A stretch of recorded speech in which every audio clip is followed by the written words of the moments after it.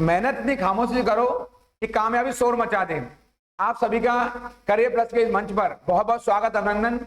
आपके बीच में मैं BR सर आपके लिए एक नई सीरीज लेकर आया हूं। आपके लिए आप सभी लोग दोनों हाथ जोड़कर अपनी मां के चरणों में प्रणाम करेंगे। आप सबको प्रणाम, नमस्कार, जय हिंद। आज मैं आप लोगों को ये बताऊंगा यूपी SSC पैट 2023 के बारे में बताऊंगा आपको। मैंने आपके लिए एक बहुत ही मजेदार एक कोड बनाया है, पुष्पा झुकेगा नहीं और सिलेक्शन रुकेगा नहीं।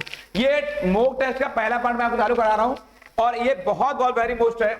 मैं आपको बताऊंगा आपके चहेते इसी प्लेटफॉर्म पर आपका पढ़ाई की पंचायत में यहां बात करूंगा मैं आप लोगों से कि कैसे आपका सिलेक्शन रुकने वाला नहीं है। आज से मैंने आपके लिए पैट की ये सीरीज चालू की है। सबसे पहले आपके कोचिंग के 15 वर्ष पूरे होने के उपलक्ष्य में आप सब लोगों को बहुत बहुत धन्यवाद, बधाई आप लोगों को।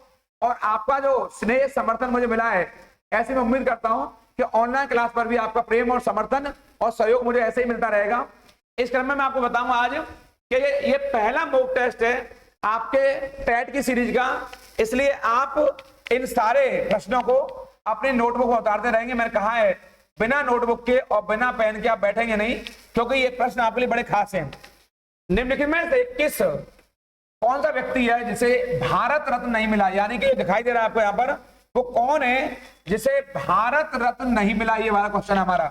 तो मोरारजी देसाई है वो, क्या वो राजीव गांधी है, क्या वो नरसिम्हा राव है, क्या वो गुलजारीलाल नंदा है? ये चार विकल्प मैंने आपको रखे। इसका सही उत्तर है PV नरसिम्हा राव। PV नरसिम्हा राव जी को भारत रत्न नहीं मिला है इनको, यानी मोरारजी देसाई को भारत रत्न मिल चुका है, राजीव गांधी को भारत रत्न मिल चुका है और गुलजारीलाल नंदा को भारत रत्न मिल चुका है। ये तीनों आपके, लेकिन नरसिम्हा राव जी को भारत रत्न नहीं मिला है। ये वही व्यक्ति हैं जिन्होंने वर्ष 1991 में भारत में उदारीकरण की नीति, कौन सी नीति? उदारीकरण की नीति के नायक हैं ये, इसको आप रट लेंगे। और आपका जो कार्यकाल है नरसिम्हा राव जी का, वो कार्यकाल वर्ष 1991 से 96 तक का रहा।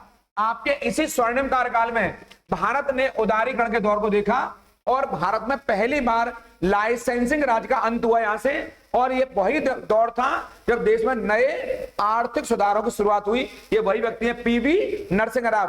आपके सहयोगी वित्त मंत्री थे डॉक्टर मनमोहन सिंह, और मैंने पीछे बताया आपको राम सिंह फॉर्मूला, राम सिंह नीति, यानी भारत में उदारीकरण की नीति के नायक कौन है?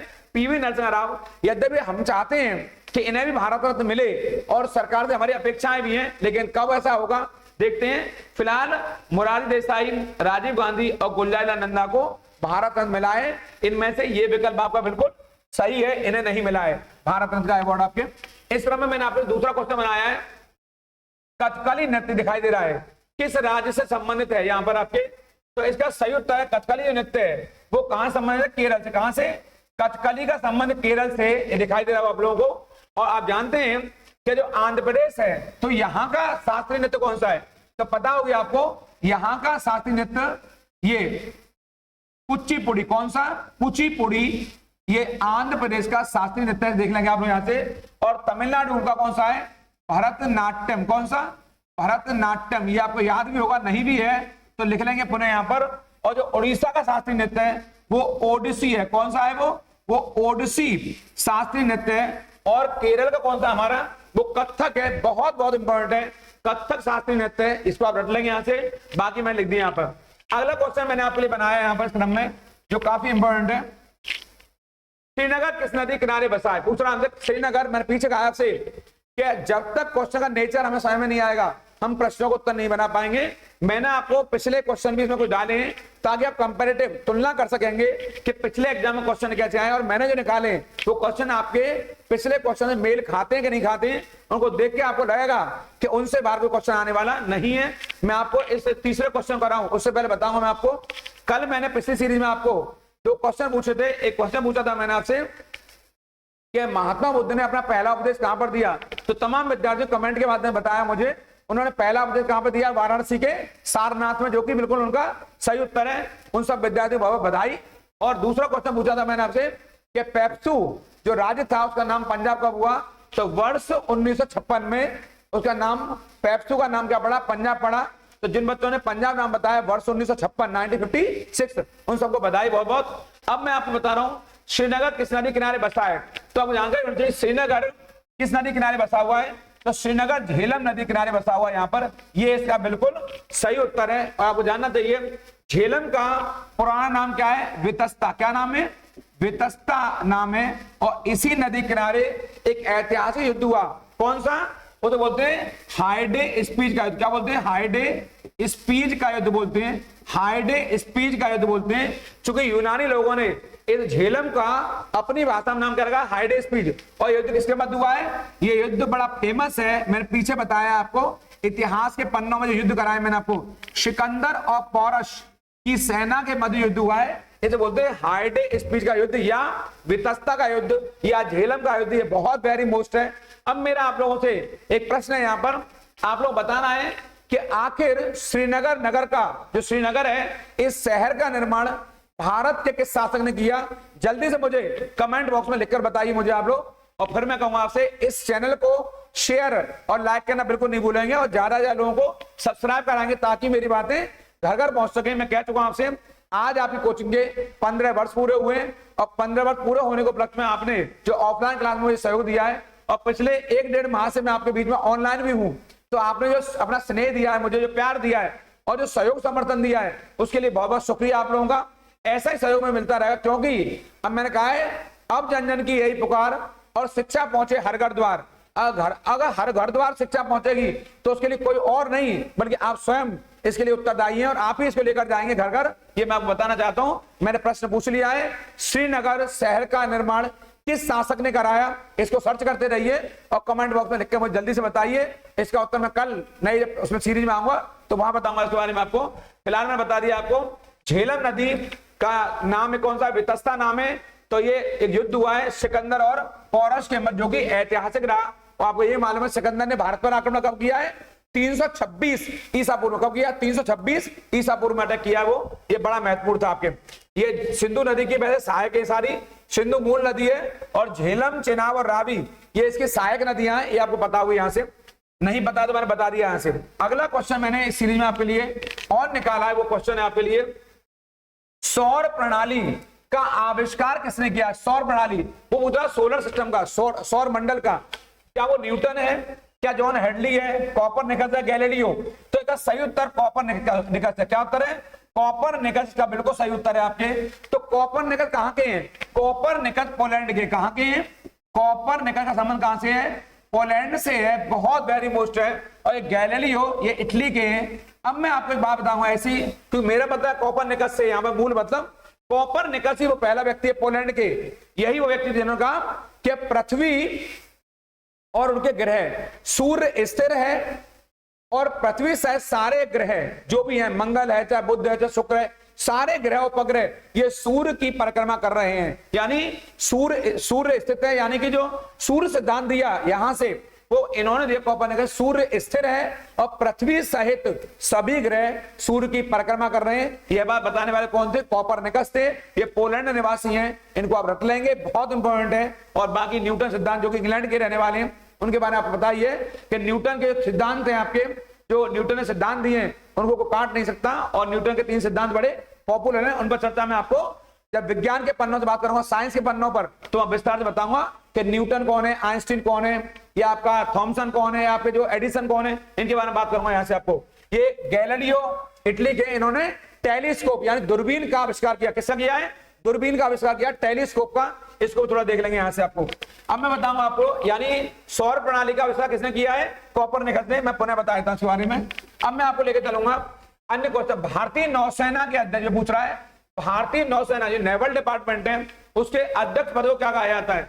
क्या वो नौसेना का जनरल होता है? क्या भारतीय नौसेना का अध्यक्ष है? क्या नौसेना प्रमुख है या एडमिरल है? 4 नाम मिलते जुलते दिए मैंने आप लोगों को। तो नौसेना के हेड को हमारे यहाँ क्या कहते हैं? एडमिरल कहते हैं। क्या कहते हैं?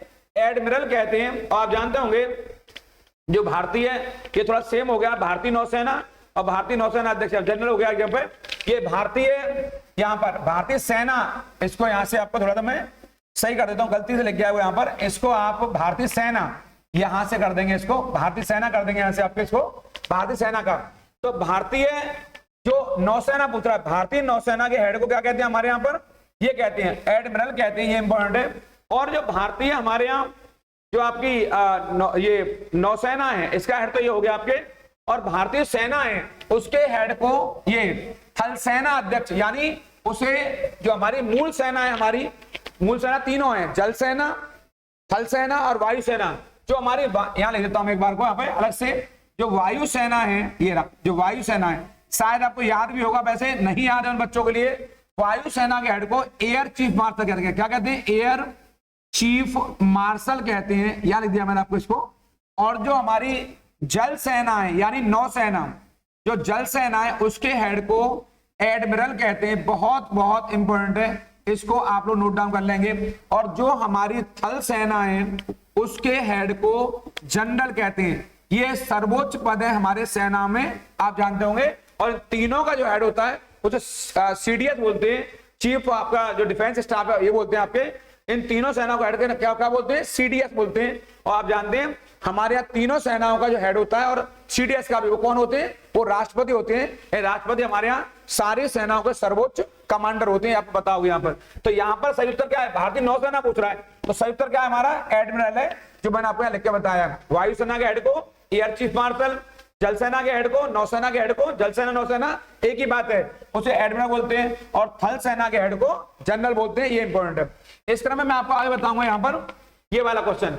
जुकाम, यानी जो मामूली हमें जुकाम ठंड हो जाती है, इसका कारण क्या है? जुकाम का कारण क्या है? तो आप बताइए, क्या वो बैक्टीरिया है, क्या कवक है, या विषाणु है, या प्रोटोजोआ है? इस तरह क्वेश्चन आएंगे, तो ध्यान रखना है आप लोगों को कि इस प्रकार क्वेश्चन पर समझना है क्या पूछ रहा है। तो जुकाम पूछ रहा है, क्या जुकाम आपके हो जाता है? तो हम देखेंगे जुकाम का कारण पूछ रहा है। तो जुकाम का कारण क्या है? ये वायरस इन्फ्लुएंजा, कौन सा? इन्फ्लुएंजा होता है। इन्फ्लुएंजा की वजह से यहाँ इन्फ्लुएंजा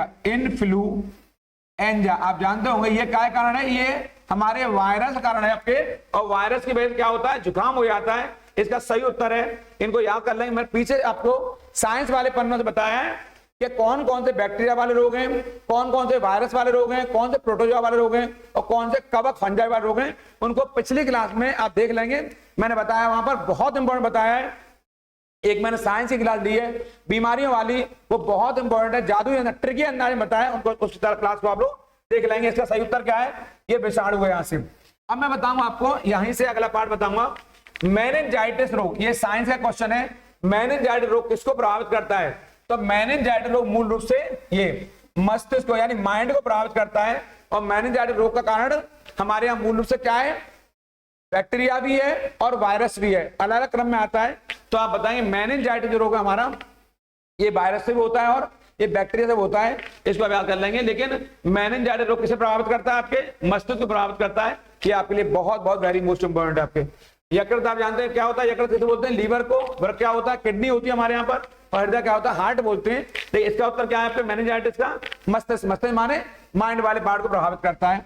इस क्रम में मैं आपको आगे बताऊंगा आपके यहाँ से, इनमें से कौन सा क्षेत्र भारत का, कौन सा क्षेत्र है, ये कौन सा क्षेत्र है जो भारत का सबसे बड़ा नियोक्ता है? इसका मतलब हुआ इनमें से वह कौन सा क्षेत्र है जो सबसे अधिक लोगों को रोजगार दे रहा है, एम्प्लॉयमेंट दे रहा है, सबसे ज्यादा लोग जुड़े हुए हैं। नियोक्ता का मतलब क्या होता है? ये यहां समझना है। नियोक्ता का अर्थ क्या है? बहुत से बच्चे हिंदी समझ नहीं पाते हैं। कौन सा क्षेत्र भारत का सबसे बड़ा नियोक्ता है? नियोक्ता माने सबसे अधिक लोगों को अपने आप से जोड़े रखा है। तो क्या है वो? क्या वो द्वितीयक क्षेत्र है? द्वितीयक, ये वाला, ये द्वितीयक। थोड़ा सा मैं इसको यहाँ पर, ये द्वितीयक, ये थोड़ा सा मिसप्रिंट हुआ हल्का सा। द्वितीय क्षेत्र क्या वो चतुर्थ क्षेत्र है, प्राथमिक है, तृतीय क्षेत्र है? आप जानते होंगे जो द्वितीय क्षेत्र है इसमें कौन आता है? इसमें उद्योग, निर्माण और विनिर्माण आता है। चतुर्थ क्षेत्र एक अलग क्षेत्र होता है आपका। प्राथमिक क्षेत्र में कौन सा आता है? कृषि आता है, यहाँ से कृषि और संबंध क्षेत्र। और तृतीय में सेवा क्षेत्र आता है। और जो बच जाता है वो कहाँ था? चतुर्थ में आता है। तो मुद्रा सबसे नियुक्त इकाई में, तो सबसे नियुक्त इकाई में इसमें से प्राथमिक क्षेत्र में, यानी कृषि से हमारे यहाँ आज भी बड़े पैमाने पर लोग जुड़े हुए हैं। लगभग 58% लोग आज भी हमारे यहाँ कृषि क्षेत्र से सीधे तौर पर जुड़े हुए हैं। यानी भारत में कृषि वह क्षेत्र है जो सबसे अधिक लोगों को रोजगार मुहैया करा रहा है। लेकिन भारत की जीडीपी में वर्तमान समय, जीडीपी माने ग्रॉस डोमेस्टिक प्रोडक्ट, मैं आपको जब अर्थव्यवस्था के पन्नों से बताऊंगा, इकोनॉमी बताऊंगा, वहां बताऊंगा जीडीपी क्या होती है, जीएनपी क्या होती है, एनएनपी क्या होती है, उसके बारे में बताऊंगा। तो फिलहाल बता रहा हूं भारत की जीडीपी में सबसे बड़ा योगदान आएगा, तो आप बताएं वो तृतीय क्षेत्र का है, यानी कि वो सेवा क्षेत्र का है। यानी भारत की जीडीपी यानी सकल घरेलू उत्पाद में सबसे बड़ा योगदान किसका है? वो तृतीय क्षेत्र का है, यानी कि सेवा क्षेत्र का है। लेकिन सबसे ज्यादा लोगों को अपने आप जोड़े रखा है, सबसे ज्यादा लोगों को रोजगार दे रहा है, वो कौन सा है? वो आज भी कृषि क्षेत्र है, यानी कि प्राथमिक क्षेत्र है। ये देख लेंगे यहां से आपको। इस क्रम में बताऊंगा मैं आप लोगों को।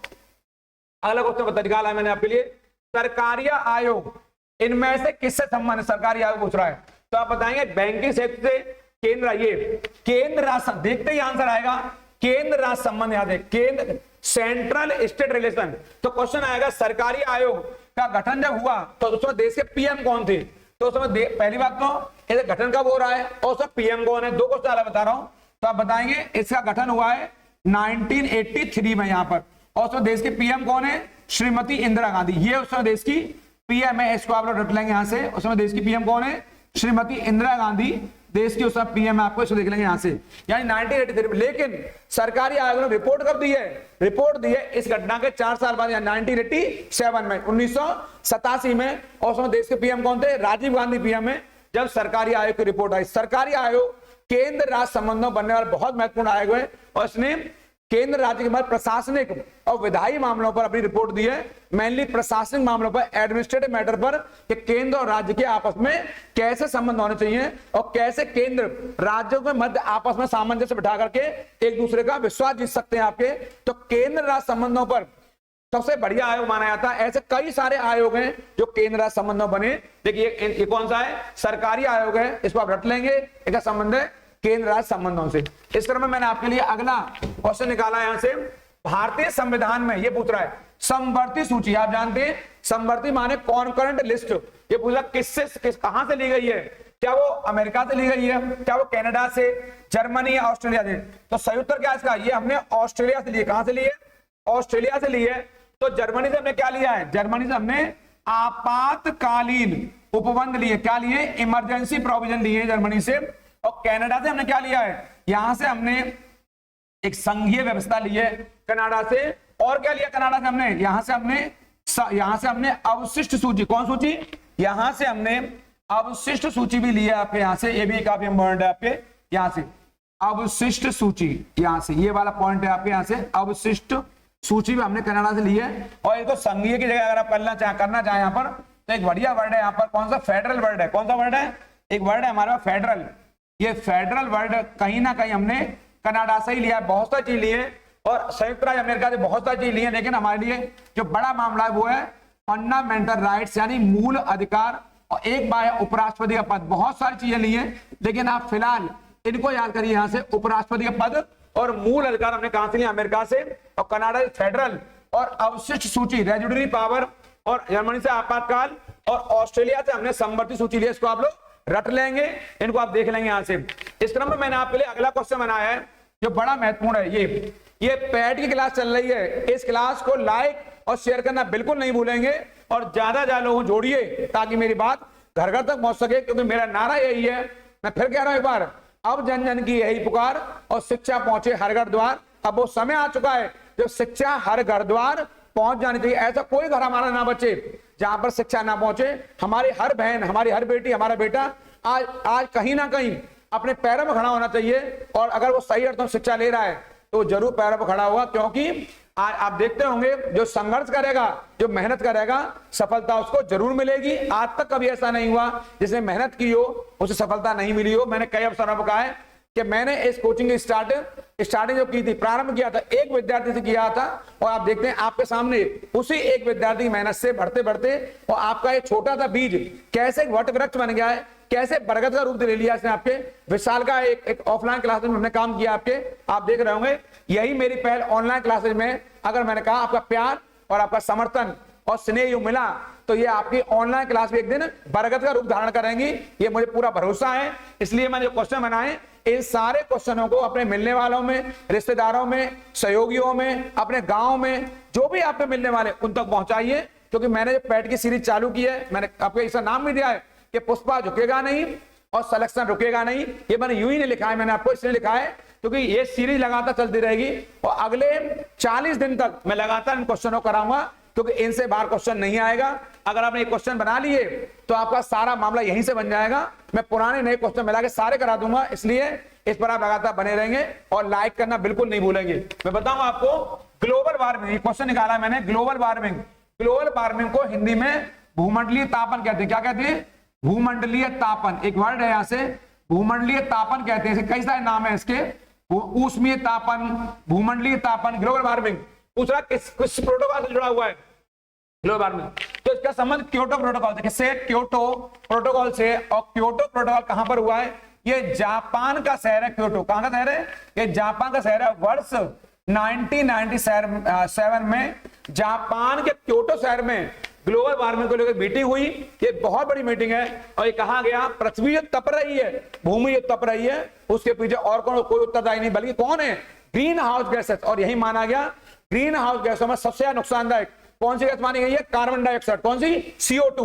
वो सबसे नुकसानदायक है। और उसके कमी को लेकर के, उसकी कटौती को लेकर के यहाँ एक प्रस्ताव बना आपसी राष्ट्रों में, उसको नाम दिया क्योटो प्रोटोकॉल। क्योटो जापान का एक शहर है और ये प्रोटोकॉल कब लागू हुआ है? समझौता कब हुआ है? वर्ष 1997 में। ये मैंने लिख दिया यहाँ पर। इस क्रम में मैं आपको बताऊंगा, जो मैंने आपके लिए अगला क्वेश्चन बनाया है, अंतरराष्ट्रीय बाजार में किस चीज की आपूर्ति में भारत का एकाधिकार, यानी भारत ने कौन से उत्पाद पर मोनोपोली स्थापित की है, एकाधिकार स्थापित किया है, यानी भारत का उसका कब्जा है?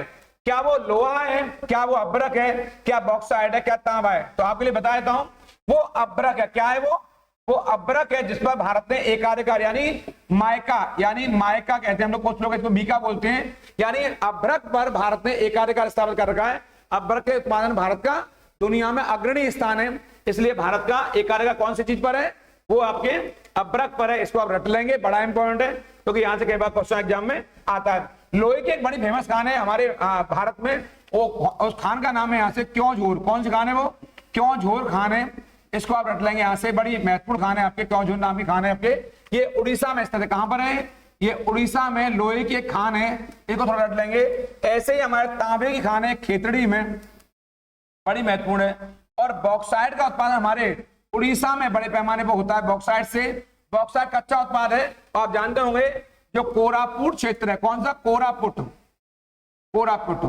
जो बोलांगिरी क्षेत्र है, बोलांगिरी ये क्षेत्र है हमारे यहाँ पर, ये बड़े उड़ीसा के क्षेत्र है। बोलांगिरी है, कोरापुट है, बोलांगिरी है, कालाहांडी है, ये उड़ीसा के क्षेत्र है। यहां से बॉक्साइट निकाला जाता है। बॉक्साइट क्या प्राप्त किया जाता है? एल्यूमिनियम। बॉक्साइट कच्चा ओर है और बॉक्साइट क्या प्राप्त किया जाता है? एल्यूमिनियम प्राप्त किया जाता है। और तांबा खेतड़ी राजस्थान में बढ़ता है आपके, ये खेतड़ी खान से तांबा प्राप्त किया जाता है। और लोहा क्योंझोर खान उड़ीसा में। इसके अलावा उड़ीसा के अलावा कर्नाटक से भी यहां से कुद्रेमुखी खान है, कर्नाटक कुद्रेमुखी, इसको आप लिख लेंगे थोड़ा सा, कुद्रेमुखी खान है लोहे की यहां से। इसके अलावा गोवा, ये सब लोहे के लिए विशेष तौर पर जाने जाते हैं।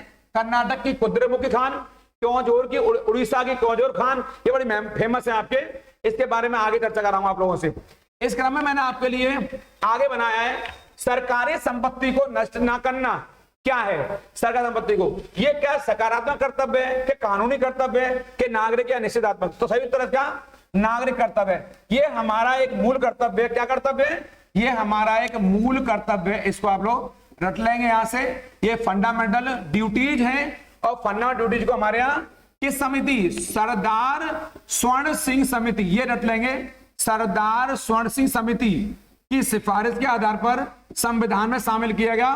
वर्ष 1976 में 42वें संविधान संशोधन अधिनियम के द्वारा, 42 कॉन्स्टिट्यूशनल अमेंडमेंट एक्ट के द्वारा इन्हें शामिल किया गया मूल कर्तव्यों को। और इसके अनुसार प्रारंभ में केवल 10 मूल कर्तव्य फंडामेंटल ड्यूटीज शामिल की गई।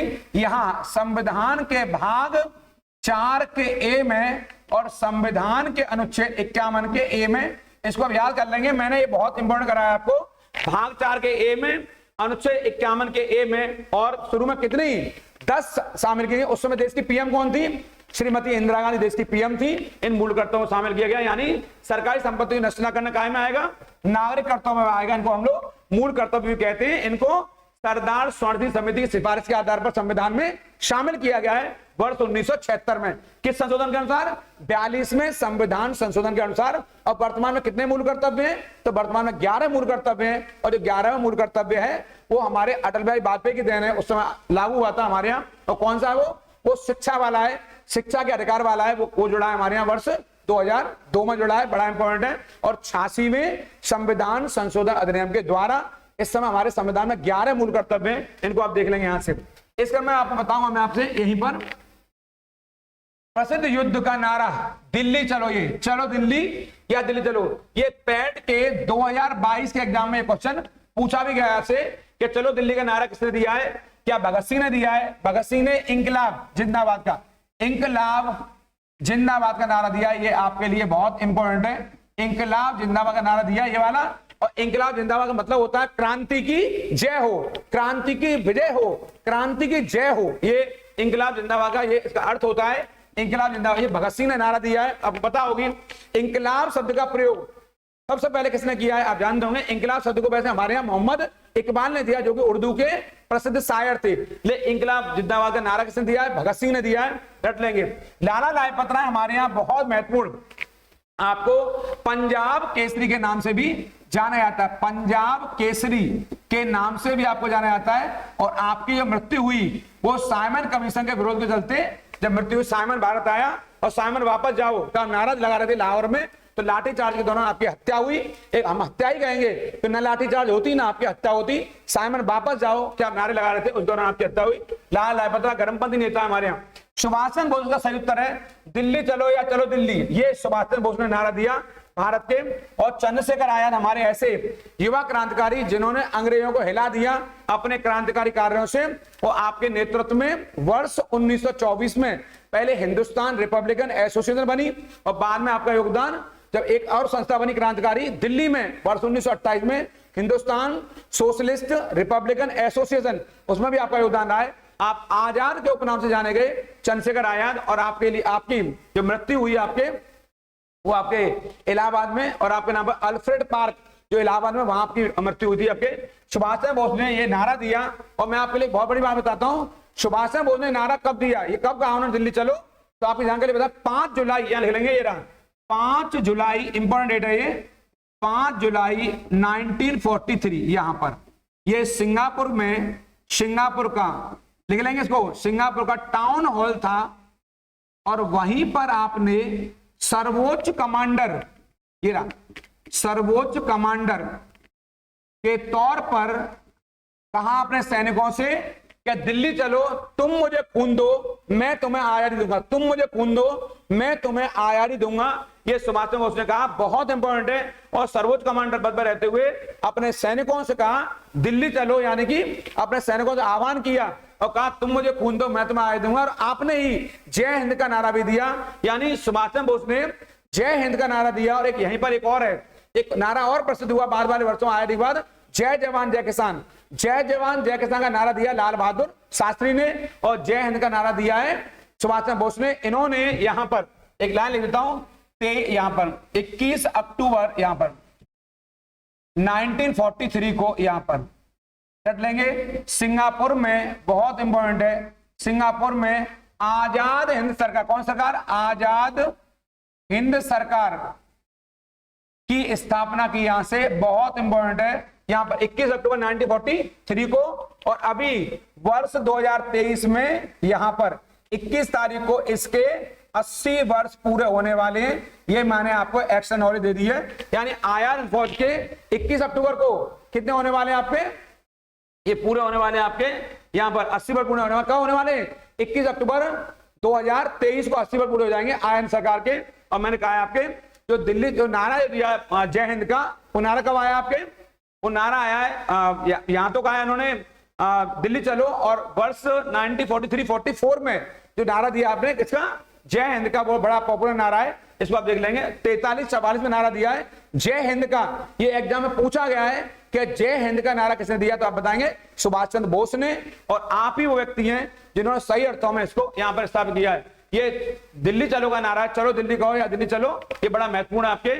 और यहीं पर उन्होंने आह्वान किया कि आप दिल्ली चलिए, वर्ष 1943-44 की बात हो रही है, ये बड़ा महत्वपूर्ण है। इस क्रम में मैं बताऊंगा आप लोग आगे कि आपने ही सुभाष चंद्र बोस ने ही हमारे यहाँ पर रंगून में अपना मुख्यालय बनाया। आजाद हिंद सरकार का मुख्यालय कहां बनाया है? रंगून में बनाया है, ये सब रट लेंगे। रंगून म्यांमार की राजधानी रही, उस समय म्यांमार को बर्मा के नाम से जाना जाता था, और आपके नेतृत्व में अंडमान निकोबार जैसे क्षेत्रों को जीत लिया गया उस समय, और उनका नाम शहीद और स्वराज रखा गया। इसमें मैं चर्चा करूंगा आपको इतिहास के पन्नों से, क्योंकि मैं इतिहास नहीं पढ़ा रहा हूं, मैं क्वेश्चन करा रहा हूं। जो इतिहास पढ़ाऊंगा तो आप विस्तार से बताऊंगा कि कैसे आपने शहीद और स्वराज अंडमान निकोबार का नाम रखा, और कैसे आपने अपनी सरकार की स्थापना के मुख्यालय कहां बनाया, रंगून में बनाया। किसने? सुभाष चंद्र बोस ने। मेरा अगला क्वेश्चन है, कौन सी हरित क्रांति का इनमें से रणनीति का हिस्सा रहा है हरित क्रांति का? तो इसका सही उत्तर है सिंचाई, बिल्कुल रहा है आपके हरित क्रांति का।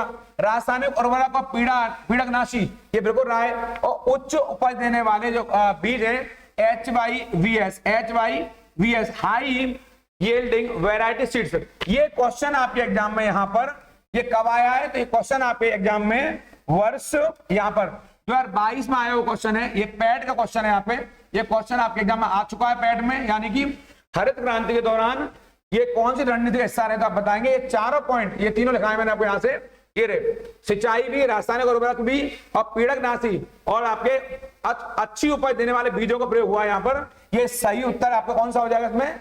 ये सारे उत्तर सही हो जाएंगे यहाँ से। ये रहा सही उत्तर है आपके डी, ये सही उत्तर है, यहां से रट लेंगे। अब मैं आपको बताता हूं, ये हरित क्रांति जो ग्रीन रेवोल्यूशन, क्या है? ग्रीन रिवॉल्यूशन, क्या है? ग्रीन, ये रिवॉल्यूशन है। ये इसका दुनिया में जनक कौन है? ये नॉर्मन बोरलॉग। कौन है? Norman Borlaug. इन्हें हरित क्रांति का जनक कहा जाता है दुनिया में, विश्व में। और भारत में किसे कहा जाता है, तो आप बताएंगे MS स्वामीनाथन। MS ये रहा, MS धोनी नहीं है, ये MS स्वामीनाथन है। MS स्वामीनाथन को भारत में हरित क्रांति का नायक कहा जाता है। यानी अगर दुनिया में हरित क्रांति के जनक कौन है तो क्या बताएंगे? Norman Borlaug. और उन्हें उनके कार्य के लिए वर्ष 1970 में नोबेल के सम्मान से सम्मानित भी किया गया है। किसको? नॉर्मन बोरलॉग को। और भारत में कौन है? भारत में हरित क्रांति के पिता कौन है, जनक कौन है? MS स्वामीनाथन। हरित क्रांति का संबंध है खाद्यान्न उत्पादन से, यानी खाद्यान्न, खानदान नहीं है ये, खाद्यान्न उत्पादन, खाने पीने वाले आइटम, खाद्यान्न उत्पादन में काहे से? आत्मनिर्भरता से, आत्मनिर्भरता की प्राप्ति से। ये रट लेंगे यहां से, यानी कृषि उत्पादन में, कृषि फसलों में आत्मनिर्भरता की प्राप्ति का संबंध है हरित क्रांति का। और दुनिया में हरित क्रांति के पिता कौन है? Norman Borlaug. और भारत में कौन है? MS स्वामीनाथन। इसलिए दोनों को जनक कहा जाता है, बोरलॉग को दुनिया में और स्वामीनाथन को भारत में। ये बड़ा इंपॉर्टेंट है। यहां से मैं बताऊंगा आपको एक बात यहां पे इंपॉर्टेंट। संयुक्त राष्ट्र पर्यावरण का UNEP, United Nation Environment Programme, किस सम्मेलन में अस्तित्व में आया? ये क्या सही उत्तर है? स्टॉकहोम सम्मेलन। कौन सा उत्तर है? स्टॉकहोम सम्मेलन सही उत्तर है। ये स्टॉकहोम सम्मेलन हमारा ये जून 1972 में हुआ, स्वीडन, ये स्वीडन की राजधानी है स्टॉकहोम आपके, यहीं पर यह सम्मेलन हुआ। पहली बार पर्यावरण के क्षेत्र में यूएनओ की सबसे बड़ी संस्था यदि कोई है तो कौन सी है? वो यूनेप है, यूनाइटेड नेशन एनवायरमेंटल प्रोग्राम, ये नाम है संस्था का। और ये संस्था कब अस्तित्व में आई? 1972 में। ये संस्था यहाँ पर इसकी बनाने की घोषणा हुई यहीं पर कि पर्यावरण के लिए कोई संस्था होनी चाहिए। और इस यूनेप का जो मुख्यालय है वो कहाँ है? वो नैरोबी में। ये अफ्रीकी राष्ट्र है, नैरोबी राजधानी है। और किसकी राजधानी है? केन्या की। बड़ा महत्वपूर्ण है ये वाला, इसको रट लेंगे आपके। यानी यूनेप का मुख्यालय कहाँ है? नैरोबी में। और ये किसकी राजधानी है? केन्या की राजधानी है। ऐसे बहुत सारे प्रश्न मैं आपके लिए लाता रहूंगा, इसलिए मैं कहा है इस चैनल को आप लाइक करना, शेयर करना बिल्कुल नहीं भूलेंगे, क्योंकि मैं ऐसे बहुत सारे प्रश्न आपके लिए लेकर आ रहा हूं। एक प्रश्न के साथ 3 से 4 प्रश्न लेकर आ रहा हूं, वो आपके लिए बहुत बहुत महत्वपूर्ण होने वाले हैं, क्योंकि आपके एग्जाम में उनसे बाहर कोई क्वेश्चन नहीं आएगा। मैं आपके नियमित तौर पर सतत प्रयास कर रहा हूं, और मेरा मानना है नियमित रूप से और सतत रूप से किया गया प्रयास हमें सफलता की ओर ले जाता है। ये मेरा स्वयं का अनुभव है। मैंने बताया कि मैंने 10 सितंबर, आज ही का दिन आपको बता रहा हूं, 10 सितंबर 2008 को मैंने इस करियर प्लस परिवार की शुरुआत की एक विद्यार्थी से, और मैं नियमित धीरे धीरे लगातार लगा रहा। आप देख लीजिए आपके सामने कि ऑफलाइन मामले हमने कितना बड़ा हब बनाया करियर प्लस को, और हजारों हजार विद्यार्थी कितने बड़े बड़े ओहदों पहुंचे, चाहे वो IAS का एग्जाम हो या PCS का एग्जाम हो, चाहे SSC का, चाहे वनडे एग्जाम हमारे पुलिस का, या हमारे लेखपाल हो, या हमारे BDO हो, या CGL का कोई एग्जाम हो। बड़े बड़े ओहदों पर excise inspector, sale tax inspector, हमारे सचिवालय में अनेकों अनेकों विद्यार्थी पहुंच गए, रेलवे में अनगिनत विद्यार्थी हमारे यहाँ से लगे हैं आपके, आपने देखा है MP police, UP police, Delhi police, RPF, इतने बड़े पैमाने विद्यार्थियों ने इसी प्लेटफॉर्म से करियर प्लस से अपना स्थान पाया है, आपके अपने लिए स्थान सुनिश्चित किया है। आपसे भी कह रहा हूं कि लगातार लगे रहिए। मैंने आपको हमेशा इस तरह पढ़ाया है कि आप जड़ से लेकर के ऊपर तक जाएंगे और कोई प्रश्न छोड़ के नहीं जाएंगे। और सबसे पहले सफलता का मेरा मूल मंत्र है, पहले क्वेश्चन के नेचर को समझो। और मैंने कहा है अगर जीएस को पढ़ना है तो विश्लेषण करना है, अगर विश्लेषण नहीं करेंगे तो जीएस आपसे नहीं हो पाएगा। सबसे पहले आप क्वेश्चन का नेचर समझिए। अगर वो यहां हमसे पूछ रहा है कि यूएनओ का ये यूनेप, तो यूनेप किसकी एजेंसी है? यूएनओ की एजेंसी है। अब कह रहा है कि यूनेप का कार्यालय पहली बार कब मामला बना है इसका, तो आप जानते हैं ये पहली बार स्टॉकहोम सम्मेलन है। और स्टॉकहोम किसकी राजधानी है? स्वीडन की। यहीं पर इसी सम्मेलन में प्रति वर्ष 5 जून को, यहां पर 5 जून को विश्व पर्यावरण दिवस मनाने का निर्णय लिया गया। ये बहुत बहुत वेरी मोस्ट है, यानी विश्व वर्ल्ड एनवायरनमेंट डे बनाने का निर्णय कहां लिया गया? स्टॉकहोम सम्मेलन में। और यहीं पर पर्यावरण के हितों के लिए सबसे बड़ी संस्था के तौर पर यूनाइटेड नेशन एनवायरमेंटल प्रोग्राम, यानी संयुक्त राष्ट्र पर्यावरण कार्यक्रम की नींव रखने की बात कही गई। और बाद में संस्था अस्तित्व में आई हमारे यहाँ, और जो पहला सम्मेलन हमने आरंभ किया वहां से, और ये निरंतर ये संस्था वहां से कार्य कर रही है। आपके इसका मुख्यालय नैरोबी में, मैंने बता दिया यहाँ से। इस क्रम में मैंने आपके लिए जो अगला क्वेश्चन है, संविधान की जो मसौदा समिति है उसका प्रस्तावना ये किसके द्वारा प्रस्तुत, यानी जो प्रियम्बल है मसौदा समिति के सामने किसने प्रस्तुत करी है आपके, तो आप बताएंगे इसकी ये करिए जवाहरलाल नेहरू ने। पंडित जवाहरलाल नेहरू ने प्रस्तावना को प्रस्तुत किया। ये बहुत महत्वपूर्ण है आपके।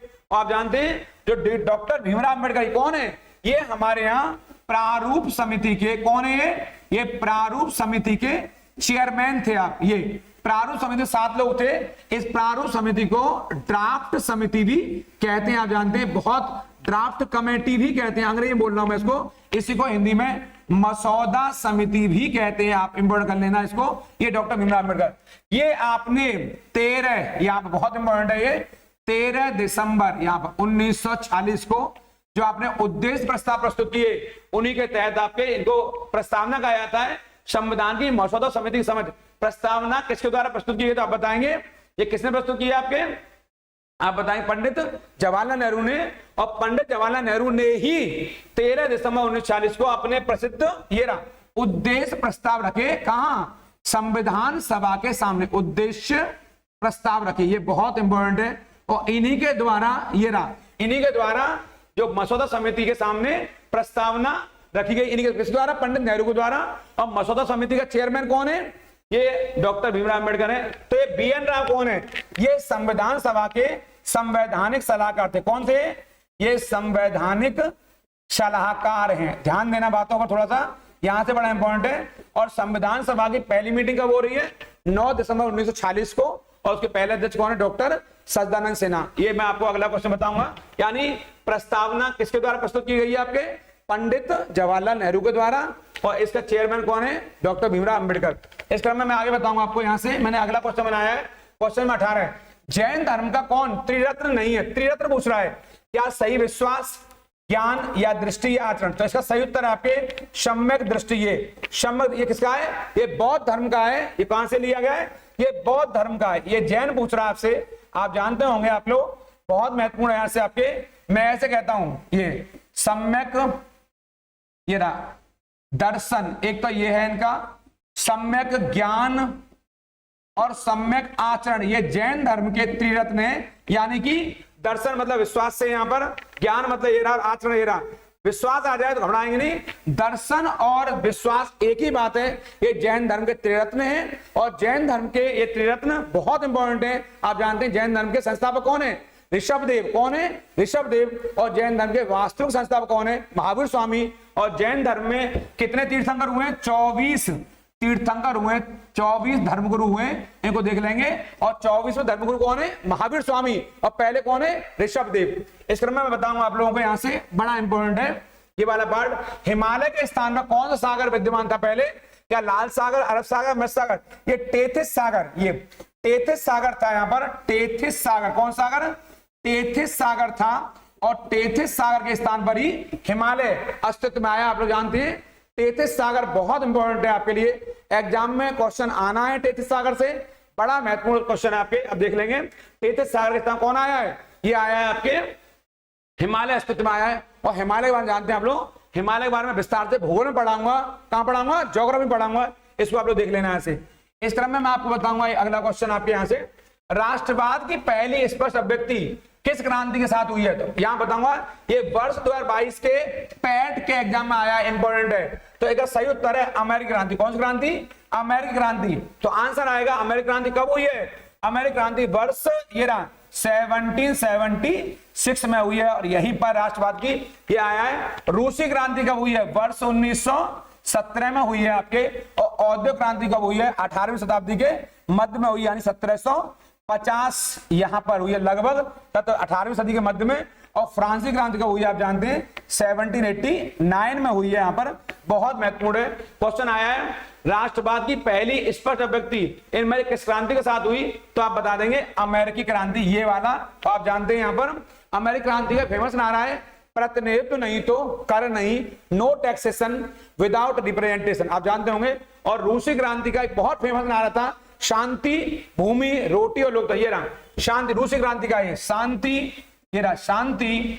यहां से कर देंगे, ये एक क्वेश्चन है, यहां से कई बार आया है, यहां से क्वेश्चन आपको रूसी क्रांति का। ये रहा शांति, बड़ा चर्चा में इस समय, शांति, भूमि, रोटी और लोकतंत्र। किसका है ये रूसी क्रांति का नारा है, ये वाला। थोड़ा देख लेंगे, क्वेश्चन पूछा है कि रूस चर्चा में इस समय रूसी क्रांति कब हो रही है, वर्ष 1917 में हो रही है। और अमेरिकी क्रांति कब हो रही है, 1776 में पहली बार इन्होंने राष्ट्रवाद की अभिव्यक्ति दी। और अमेरिकी क्रांति का नारा क्या है, प्रतिनिधित्व नहीं तो कर नहीं। और औद्योगिक क्रांति आप जानते हैं कहां हुई है, ये औद्योगिक क्रांति हुई है 18वीं शताब्दी के मध्य में। कहां पर, इंग्लैंड में। कहां पर हुई है, इंग्लैंड में हुई है यहां पर, यानी ब्रिटेन में। ये बहुत महत्वपूर्ण है आपके लिए। और फ्रांसीसी क्रांति 1789 में हुई है। और समानता, इसको रटेंगे यहां से, समानता, स्वतंत्रता, ये रहा, और बंधुता, बंधुता का नारा किस क्रांति में दिया गया है, ये दिया गया फ्रांसीसी क्रांति में। और इससे राजा की सत्ता का अंत हुआ। और पहली बार यहीं से, फ्रांस से ये नारे निकले। ये बहुत महत्वपूर्ण है। इस क्लास को आप लाइक शेयर करना बिल्कुल नहीं भूलेंगे, और ज्यादा या लोग सब्सक्राइब कराइए। मैं आपके लिए मेहनत कर रहा हूं, ये पुराने क्वेश्चन बता रहा हूं, नए क्वेश्चन बता रहा हूं। यहां से एक क्वेश्चन आना तय है, मैंने बता दिया है। रूसी क्रांति जब हुई तो रूस में जार के शासन का अंत हुआ। और रूसी क्रांति किसके नेतृत्व में हुई, लेनिन, किसके नेतृत्व में, व्लादिमीर लेनिन, LENIN, लेनिन के नेतृत्व में हुई। रट लेंगे। और मैंने अमेरिकी क्रांति बताई है, इसको रट लेंगे यहां से। इंग्लैंड की क्रांति बताई। ऐसे बहुत सारी क्रांतियां इतिहास के पन्नों से मैं लेकर आ रहा हूं। इस चैनल पर लगातार बने रहेंगे। आपके कल्याण की कामना करते हुए आज की इस पंचायत में इतना ही। आपसे अगली क्लास में फिर मिलूंगा। ऐसी पैट की दूसरी सीरीज लेकर आ रहा हूं मैं आपके, पैट 2। मैंने कहा पुष्पा झुकेगा नहीं और सिलेक्शन रुकेगा नहीं, ये मेरे शब्द अंत तक रहेंगे आपके लिए। ऐसी सीरीज ला रहा हूं आपके लिए, और 250-300 क्वेश्चन कराऊंगा, उससे बाहर एग्जाम में कोई क्वेश्चन नहीं आएगा। आपको बहुत धन्यवाद, शुक्रिया। उन लोगों का ख्याल जरूर रखिए जो आपका ख्याल रखते हैं। और मैंने बता दिया, आपके इस कोचिंग परिवार के करियर प्लस के 15 वर्ष पूरे हुए हैं, जो आपका सहयोग मिला है, मैं आपसे उम्मीद करता हूं वो प्यार और स्नेह और आपका समर्थन ऐसे ही मुझे मिलता रहेगा। और ये ऑनलाइन क्लास आपकी घर घर पहुंचेंगी। और अगर ऐसा हुआ तो मेरा जो मोटो है, मेरा लक्ष्य है, वो जरूर पूरा होगा। मेरा मानना है कि शिक्षा घर घर पहुंचनी चाहिए, हर बच्चे तक पहुंचनी चाहिए, क्योंकि शिक्षा ही वो हथियार है जो सही अर्थों में शिखर पर पहुंचा सकता है। शिक्षा के बिना हम शिखर पर कभी नहीं पहुंच सकते। इसलिए आपका धन्यवाद, आप सबको प्रणाम, नमस्कार।